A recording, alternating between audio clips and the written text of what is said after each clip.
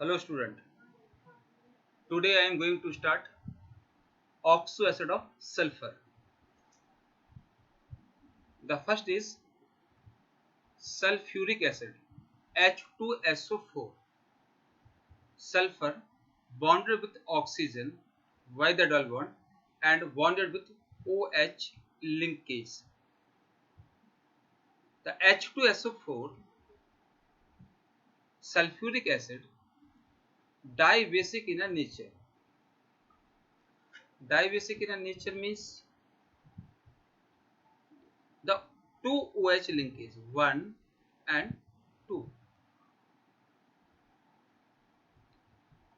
OH linkage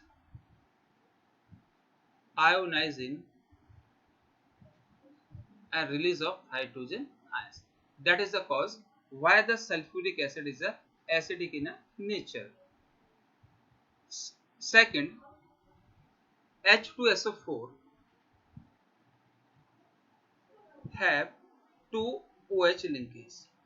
It ionizes 2H plus sulfate ions, one negative and second negative. Then sulfuric acid is a dibasic acid.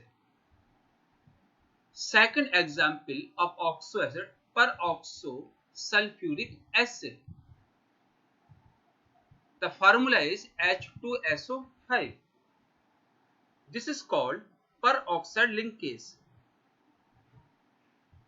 The peroxo sulfuric acid is also dibasic acid. Next is a H2SO4 O and one OH linkage, second OH linkage. Two molecules of sulfuric acid release of one molecules water and bonded by this linkage, and the formula is H2S2O7. It is called oleum or pyrosulfuric acid, sometimes called disulfuric acid. Oleum is also have two OH linkage, number 1, number 2. Then oleum is also dibasic in a nature.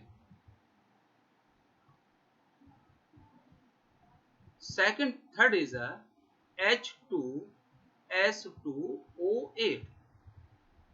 The two sulfur bonded with peroxide linkage O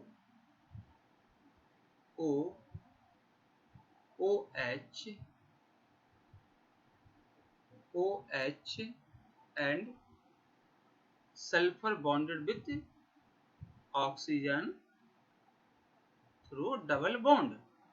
One OH linkage, second OH linkage, then peroxo. The name of this peroxo disulfuric acid is also dibasic acid. Generally is called Marshall acid. H2S2O8 dibasic in a nature. Dibasic acid in a nature. Next is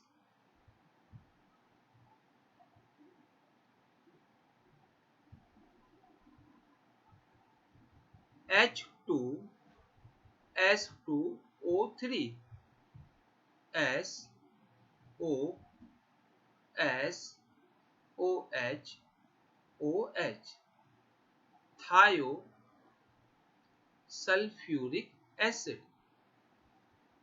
It is also is a dibasic in a nature due to 2OH linkage. Next is sulfurous acid, H2SO3, SO, OH and OH, 1, 2, OH linkage. It is also dibasic acid. It means it neutralizes of two hydroxide ions. Then it is called dibasic acid. General example is H2SO4 plus 2NaOH. Product is Na2SO4 plus 2H2O. 2H positive, 2OH negative hydroxide ions and 2 molecules of water. The 1 molecules of sulfuric acid neutralize 2 hydroxide ions, that is called dibasic acid in a nature.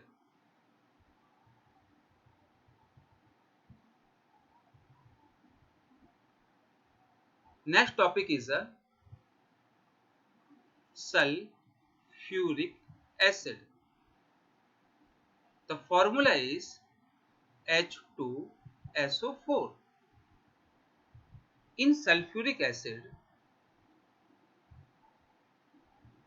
the sulfur is bonded with 2 oxygen and also have 2 OH linkage. Then the nature of it is dibasic acidic nature. Preparation of sulfuric acid. Why the contact process?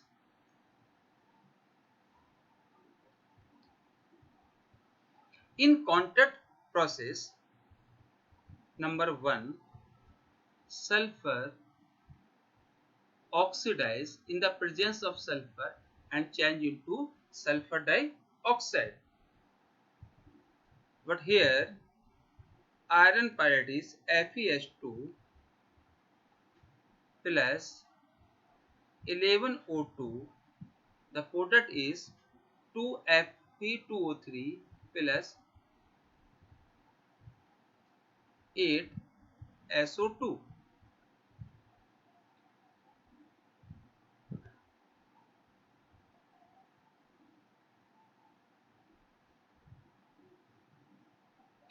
SO2.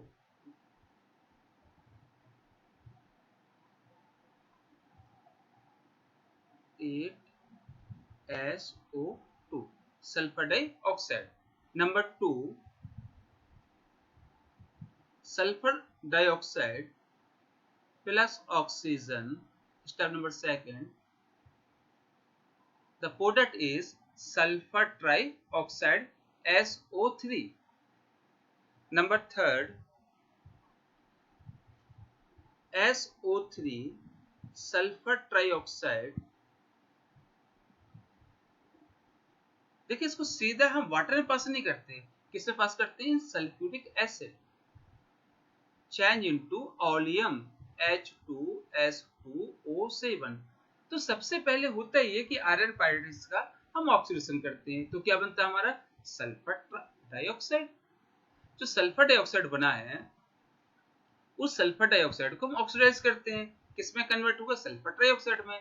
और sulphur trioxide को H2SO4 के tower में पास करते हैं. तो जैसे ही पास करते हैं तो sulphur trioxide react with sulphuric acid and form is a sulphuric acid. अब आते हैं यहाँ पर जो ऑप्टिमम कंडीशंस क्या हैं, क्योंकि मैक्सिमम हम चाहते हैं कि किसमें कन्वर्ट हो जाए? सल्फ्यूरिक एसिड में. नंबर 4th स्टेप और आपको बोल दे रहे हैं यहाँ पर, after the process next is a dilution of oleum and oleum to sulphuric acid, यही हमारा प्रोडक्ट था।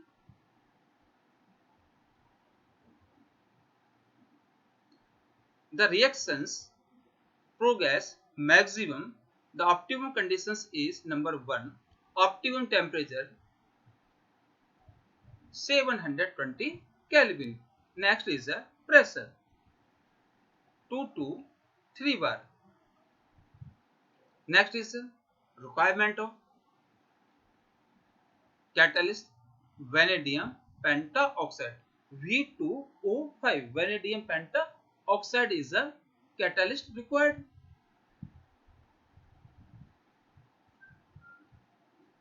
First is the process is a FeS2 plus oxygen, product is a 2Fe2O3 plus 8SO2 sulfur dioxide. The process of sulfur dioxide plus oxygen to sulfur trioxide. The process is a exothermic in nature. The release energy is 196.6 kilojoule पर मोल। इसका means ये है कि exothermic process है तो इसमें temperature increase होता जाएगा। हम चाहते हैं मैक्सिमम हमारा प्रोडक्शन हो सल्फर डाइऑक्साइड का, तो हम इस प्रोसेस में जो टेम्परेचर कोशिश करते हैं कांस्टेंट रखने की, वो कितना है 720 kelvin.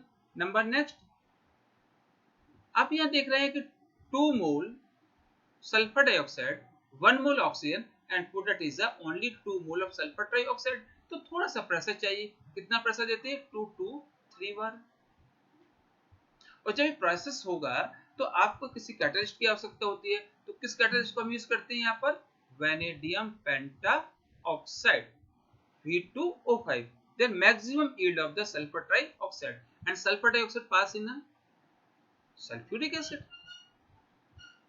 it change into H2S2O7 और फिर इसको हमने डाइल्यूट कर लिया तो किसमें कन्वर्ट हो जाएगा ये सल्फ्यूरिक एसिड में। That is the process of preparation sulfuric acid from the contact process. Next is the properties of sulfuric acid. Number 1, सबने देखा है कलरलेस है, ऑर्डरलेस होता है, ठीक है ना। नेक्स्ट इसमें सबसे महत्वपूर्ण है the boiling point of sulphuric acid 611 kelvin. इसका बॉइलिंग पॉइंट ज्यादा क्यों होता है? क्योंकि इसमें लिंकेज होती है आपकी OH लिंकेज, O O। तो आपका जो OH लिंकेज है ये आपका पॉजिटिव हो जाएगा, ऑक्सीजन क्या हो जाएगा निगेटिव। आपका ऑक्सीजन हो गया आपका निगेटिव हो गया, तो आपका ये सल्फर ऑक्सीजन के साथ सिंगल बॉन्ड से बॉन्डेड है, ऑक्सीजन हाइड्रोजन के साथ, तो hydrogen carry positive charge, oxygen carry is a negative charge. तो आपका जो हाइड्रोजन है ये आगे जाके सेकंड मॉलिक्यूल के साथ कौन सा बॉन्ड बनाने में कैपेबल है? तो आपका आंसर रहेगा सर हाइड्रोजन बॉन्ड। तो जो हाइड्रोजन बॉन्ड का फॉर्मेशन हो जाता है, इस हाइड्रोजन बॉन्ड की वजह से ही ये कैसा है आपका बॉइलिंग पॉइंट इसका ज्यादा है। देखिए कैसे बनेगा इसका, थोड़ा कलर चेंज करते हैं, ये सल्फर हो गया, oxygen oxygen, that is the H bonding between the two molecules of sulfur, sulfuric acid, in the presence of hydrogen, that is called hydrogen bond. तो आपका जो सल्फ्यूरिक एसिड होता है मींस लेस वोलेटाइल नेचर का होता है। The sulfuric acid is a less volatile nature due to presence of the H bond. Second, solubility in water, H2SO4 highly soluble in water and ionized in hydrogen and sulfate ions and release of बहुत energy निकलती है। तो हम लोग generally क्या करते हैं dilute करने के लिए, पहले हम किसको लेते हैं एक वीकर को लेंगे, वीकर में किसको लेते हैं वाटर को, फिर किसको मिलाते हैं हम लोग, कंसंट्रेट H2SO4 को। अगर मान लेते हो बबल निकलते हैं तो किसके बबल आउट होंगे, स्पट आउट होंगे, वाटर मॉलिक्यूल्स के होंगे। और थोड़ा सा वाटर कोल्ड रहता है, अगर हीट निकलती है तो हीट को वाटर क्या करता है, एब्जॉर्ब कर लेता है। अब आते हैं केमिकल प्रॉपर्टीज पे। The chemical properties of sulphuric acid. कौन कौन से ऐसे केमिकल प्रॉपर्टीज होती है सल्फ्यूरिक एसिड की। तो सबसे पहले है the H2SO4 on heating break down water and sulfur trioxide, that is called decomposition of sulfuric acid on heating water and sulfur trioxide, number 1. Number 2, acidic in nature. The sulfuric acid acidic in nature because due to presence of H ions it turn blue litmus to red in color. Number 2, reaction with NaOH. The sodium hydroxide react with H2SO4. The product is sodium sulfate plus water. Next is the oxide, calcium oxide with H2SO4. The product is calcium sulfate plus water.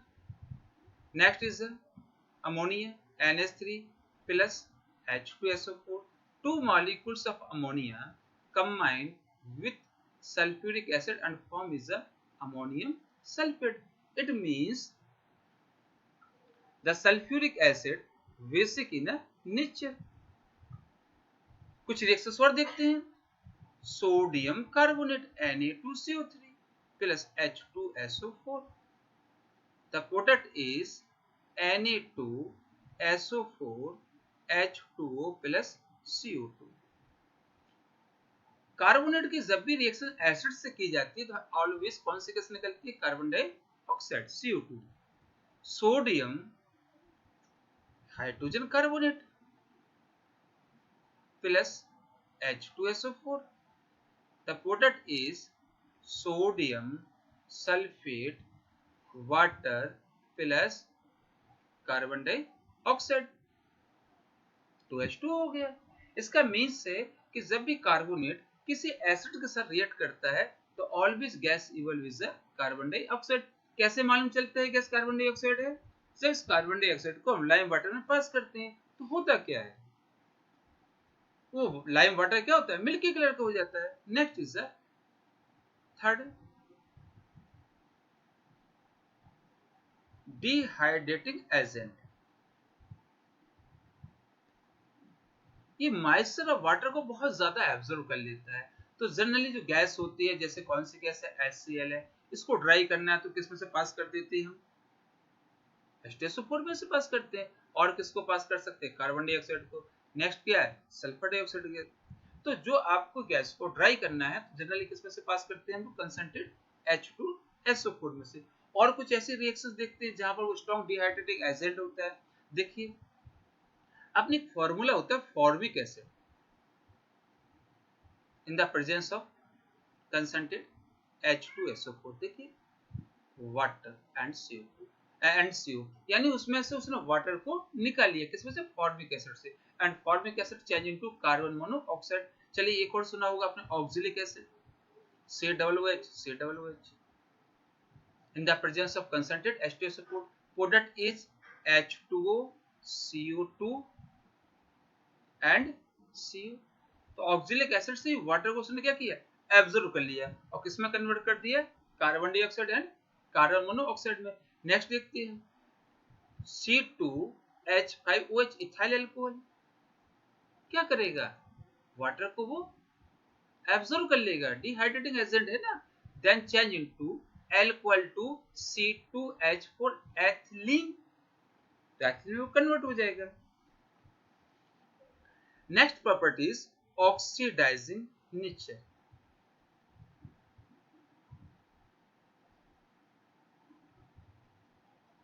H2SO4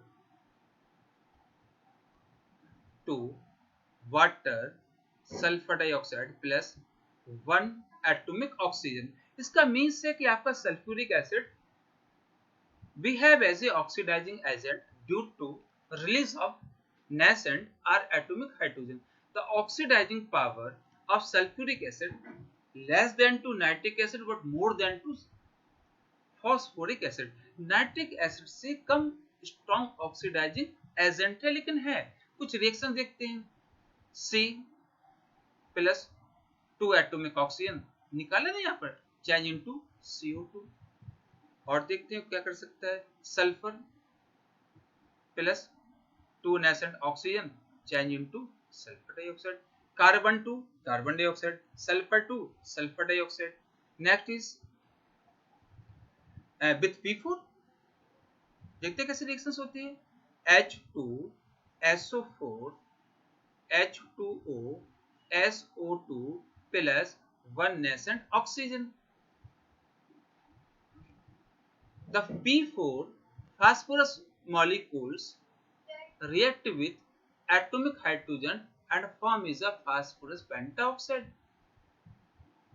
इसका means है P4 से 10 atomic oxygen atom combine होंगे। Release कितने हुए थे बेटा? 1 हुए थे। तो इस इक्वेशन में कितने का मल्टीपल कर दें हम लोग? 10 का मल्टीपल कर दिया। Phosphorus pentoxide react with water. अब वो जो फास्फोरस पेंटाऑक्साइड बना है वो वाटर से रिएक्ट होगा। जैसे ही रिएक्ट होगा it's change into H3PO4 phosphoric acid. Orthophosphoric acid का प्रोडक्शन हुआ। P4 थे तो मॉलिक्यूल्स कितना बनेगा? P4 बनेगा। यहाँ कितना कर दें? 6 कर दें। Equation is a balance. चलिए अब स्टेप 1 2 3 सभी स्टेप को मिला दे रहे हैं। P4 10 कैंसिल हो गया। यहाँ 10 ऑक्सीजन है, यहाँ 10 ऑक्सीजन कैंसिल हो गया। ठीक है। अब कितने का मल्टीपल किया आपने? 10 का किया था तो 10H2O है। यहाँ पर कितना है बेटा? 6H2 है। तो कितना आएगा वाई प्रोडक्ट यहाँ पर? 4H2O। आगे चलते हैं तो आपके पास क्या हो गया? P4 हो गया प्लस आपका 10 का मल्टीपल है तो कितना आ जाएगा बेटा? यहाँ पर 10H2SO4 आ गया। फॉर्मेशन किसका होगा? 4H3PO4। हाइड्रोजन से देखिए बैलेंस है कि नहीं है? 12 हो गया और 12 प्लस 8 कितना हो गया? 20 हो गया और 10 टू ज़ 20। तो रिएक्शंस हुई P4 plus 10H2SO4। The product is 4H3PO4 plus 4 molecules of water. Phosphorus oxidise in orthophosphoric acid. अगर हम मान के चलते हैं कि H2S गैस है तब क्या होगा?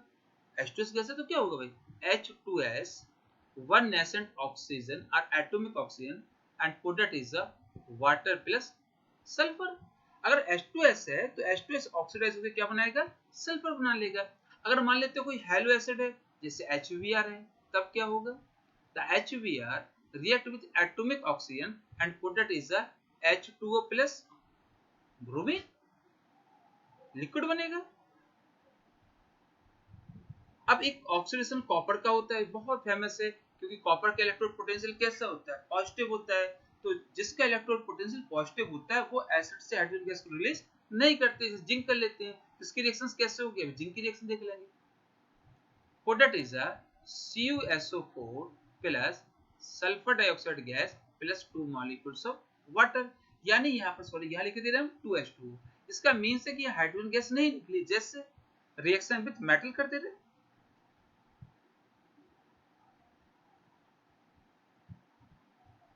कौन से मेटल को लेते हैं लोग? जिंक।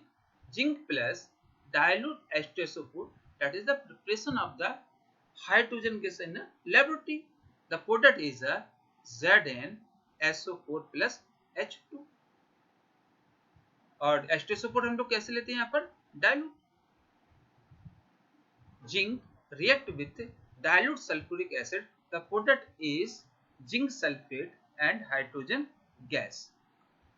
बेटा इसके बाद जो स्टेप हम ले रहे हैं बहुत आपका महत्वपूर्ण टॉपिक है, रिएक्शन विद सॉल्ट।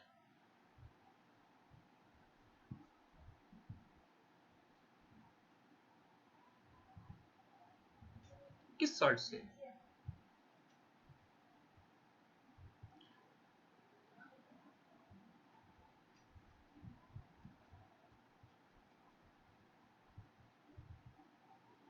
यहाँ हम स्टडी करेंगे सल्फ्यूरिक एसिड का लेस वोलेटाइल नेचर होता है। कैसे होता है, एक एग्जांपल से देखते हैं हम।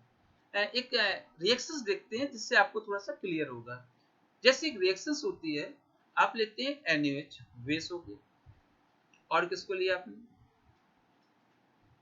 क्या प्रोडक्शन होगा, सोडियम नाइट्रेट प्लस H2O, या पोटेशियम नाइट्रेट होगा, पोटेशियम नाइट्रेट लेंगे।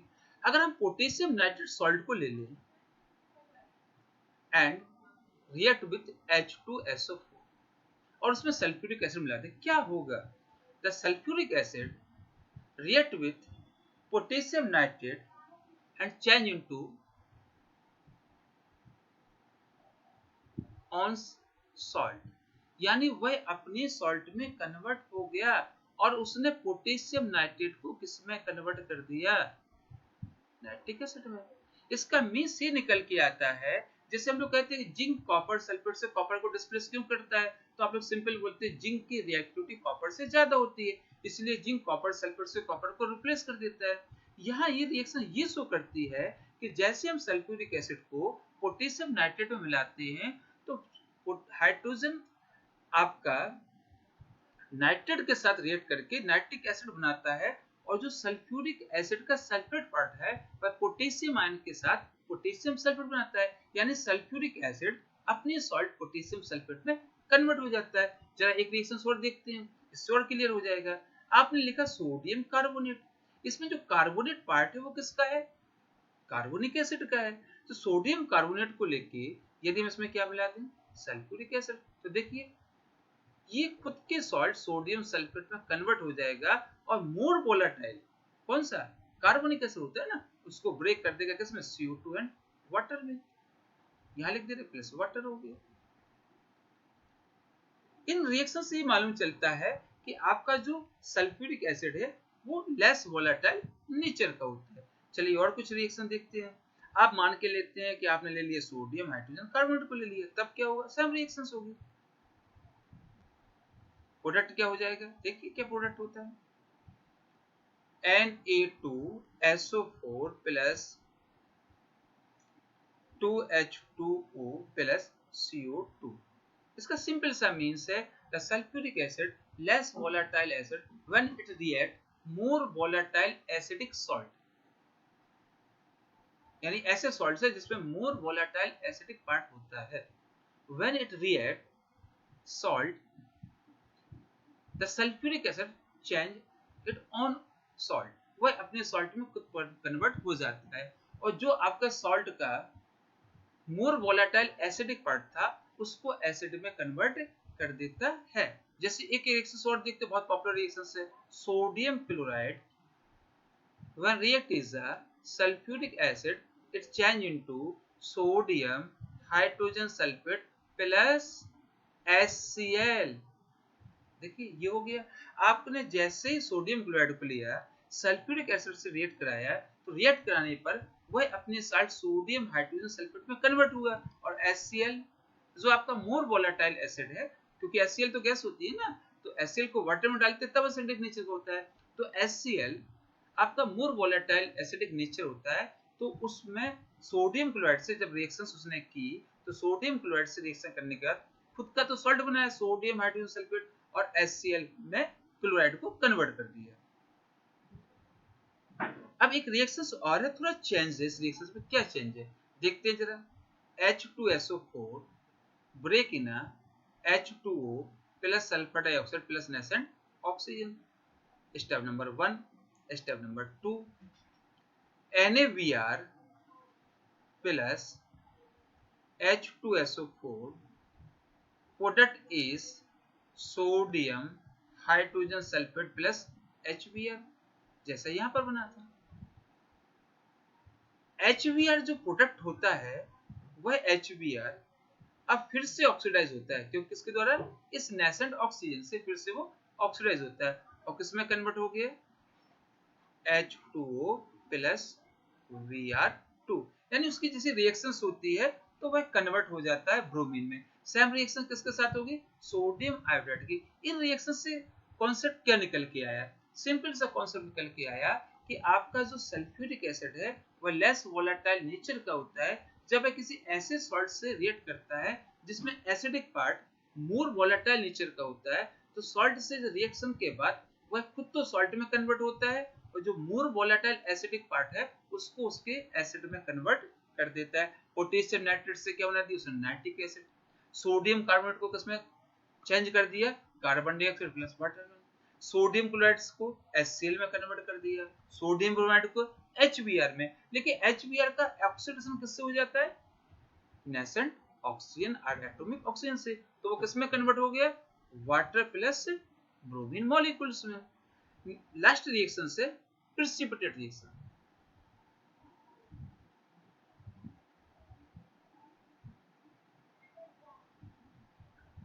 प्रेसिपिटेट रिएक्शंस क्या है, जनरली होता है ना, आपने याद हो आपको कि 11th क्लास में जब आपने टेस्ट लगाया था उसी को बार-बार इसलिए बोलते हैं ताकि आपको याद हो जाए।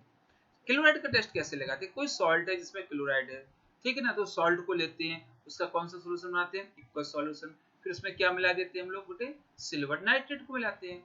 तो क्या होता है, आप देखते हैं जैसे सिल्वर नाइट्रेट को मिलाते हैं तो व्हाइट पीपीटी बन जाता है और फिल्टर पेपर से वो फिल्टर नहीं होता है। इसको हम लोग क्या बोलते हैं, व्हाइट प्रेसिपिटेट। तो जैसे हम किसी सॉल्ट में सल्फ्यूरिक एसिड मिलाएंगे तो प्रेसिपिटेट का फॉर्मेशन हो जाएगा, तो उसको क्या बोलेंगे, प्रेसिपिटेट फॉर्मेशन रिएक्शंस बोलेंगे। अब कुछ रिएक्शंस की स्टडी कर ले रहे हैं, जैसे number 1 with वेरियम chloride. वेरियम chloride aqueous solution plus dilute H2SO4, the product is white precipitate of barium sulfate and HCl। देखिए यहाँ भी HCl बन गया। सेकंड इज, और कोई रिएक्शंस नहीं मालूम, चलिए लिखते हैं। लेड एसिटेट CH3 COO का whole twice Pb, lead acetate plus H2SO4, the product is PbSO4 lead sulfate white PPT plus 2CH3COOH acetic acid. थोड़ा यहाँ लिख दे ताकि आपको दिख जाए अच्छी तरह से। क्या लिखा है बेटा, 2CH3COOH acetic acid. Next is, चलिए और कोई लेते हैं, lead nitrate PbNO3 whole twice plus dilute H2SO4, the product is PbSO4 white precipitate plus nitric acid HNO3।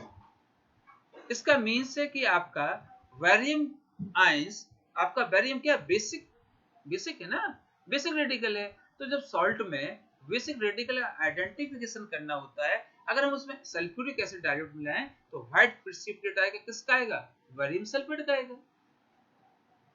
ठीक है। अगर लेड एसिटेट है तब मिला देंगे हम सल्फ्यूरिक एसिड, तब क्या बनेगा, आपका लेड सल्फेट का व्हाइट प्रेसिपिटेट आएगा। लेड नाइट्रेट को लिया है, डाइल्यूट NH3 मिला देंगे, डाइल्यूट H2SO4 मिलाएंगे, तब क्या होगा, तो आपका नाइट्रिक एसिड बनेगा और लेड सल्फेट का व्हाइट